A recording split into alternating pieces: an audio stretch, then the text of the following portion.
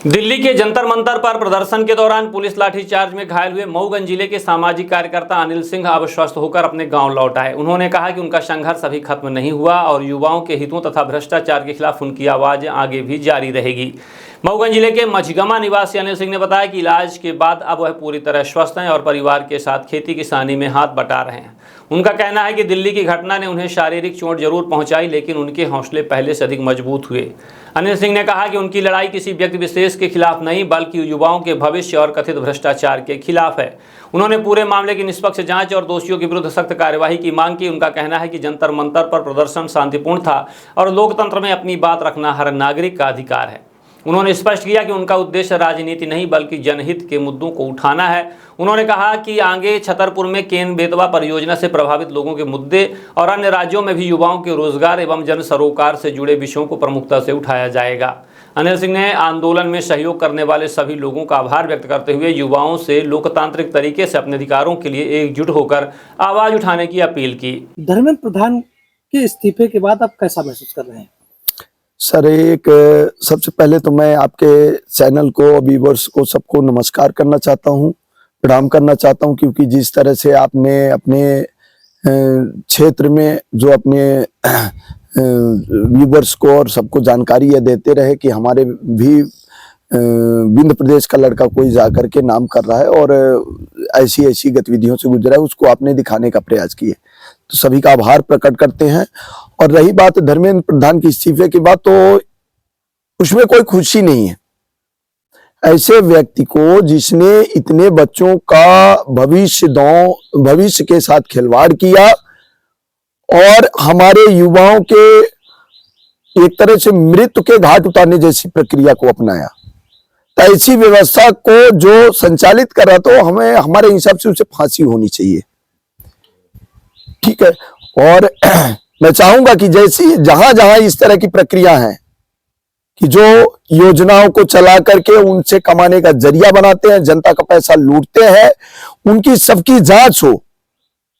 आंदोलन के लिए ना परखे, जनता इसका आवाज उठाए कि आंदोलन के इंतजार में ना रहे कि आंदोलन होगा तब।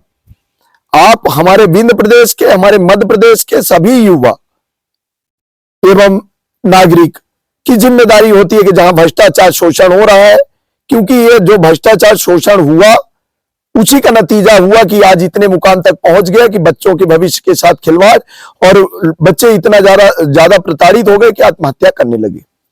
तो मैं आपके व्यूअर्स को और कुछ बताना चाहूंगा कि मेरा स्वास्थ्य थोड़ा गड़बड़ है, तो मैं चाहूंगा कि माननीय महेंद्र दा है और हमारी बातों को ये रखेंगे, और स्वास्थ्य मेरा गड़बड़ होने के कारण मैं अन्य शब्दों पर बात रखने में सक्षम नहीं हूं। आप देख पा रहे होंगे अपने वीडियो के माध्यम से, और तबीयत स्वास्थ्य सही नहीं है जी। आगे का प्लान क्या है? आगे का प्लान यही है, जनसेवा। हम पूरे भारत देश में, ये हमारा देश है, हम यहाँ के नागरिक है, हमारी जिम्मेदारी होती है कि अगर भ्रष्टाचार शोषण हो रहा है तो उसकी लड़ाई को हम चालू रखें। और हमने कहा था, हमारा हर युग में जन्म होता है, हर युग में अपने गद्दारों के कारण मारे जाते हैं, लेकिन इस उम्र में, इस जन्म में भी मैं चाहूंगा कि उसी तरह से गद्दारों की तरह जाऊं और फिर मेरा दूसरा साथी आकर के इस प्लेटफॉर्म को संभाले। बहुत सारे लोग मध्य प्रदेश से गए थे, टी शर्ट पहन के गए थे कि ना मर्दों का प्रदेश है, और आपने ये बता दिया कि मध्य प्रदेश ना मर्दों का नहीं मर्दों का प्रदेश है। इसके संबंध में क्या कहना है?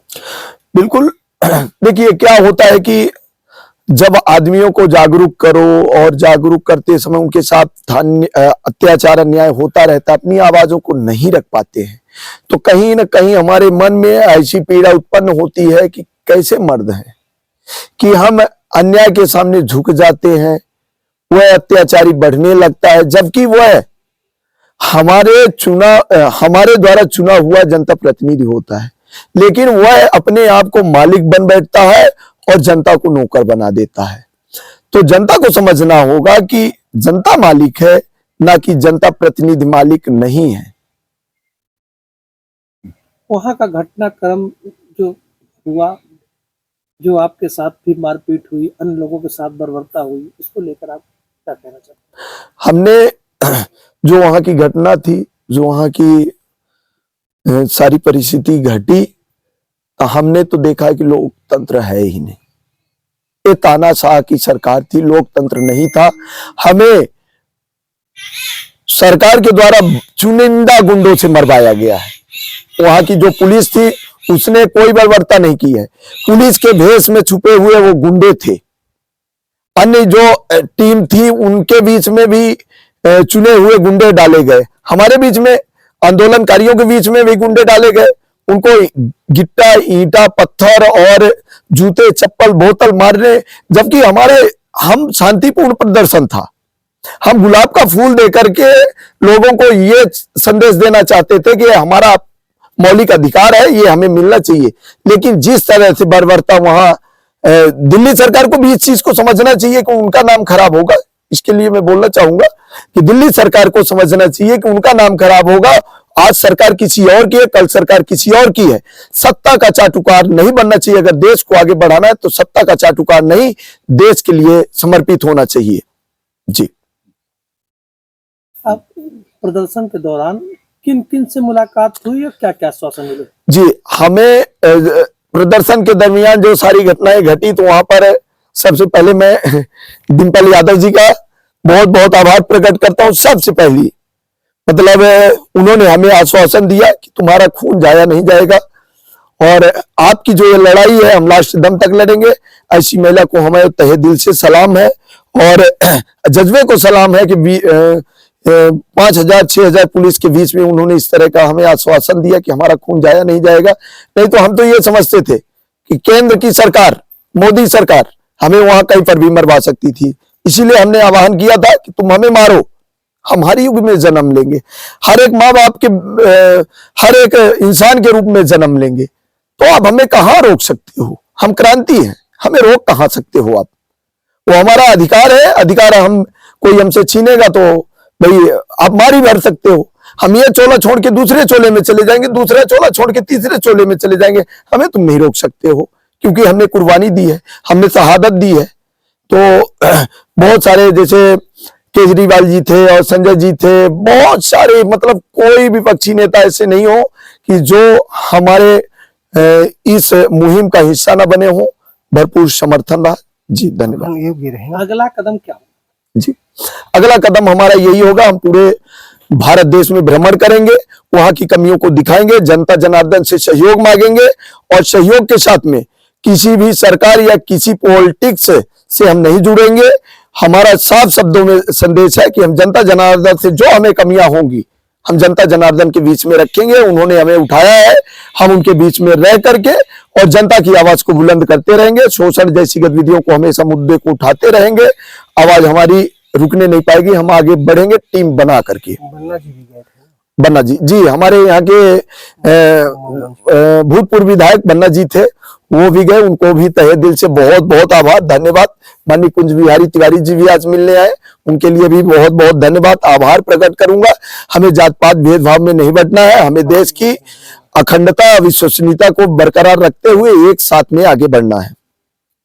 आपने अपना एक अकाउंट भी बना लिया है? जी सर, मेरा अकाउंट बनाया, मेरे दद्दा है महेंद्र सिंह गाहरवार। क्योंकि मैं पढ़ा लिखा कम हूँ, सपोर्ट चाहिए। मैं 10वीं फेल हूँ और हमें अनुभव नहीं है।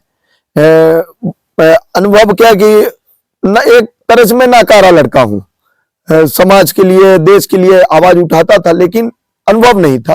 तो अब अगली कड़ी में मैं चाहूंगा कि महेंद्र दद्दा हमारे साथ आकर के आप समर्थन करेंगे और सपोर्ट करके हमारे साथ चलेंगे। जी, तो आगे का काम महेंद्र सिंह दादा ही संभाला करेंगे क्योंकि सारी चीजों को मैं सही ढंग से नहीं रख पाता हूँ जो मेरे दिल में रहती है।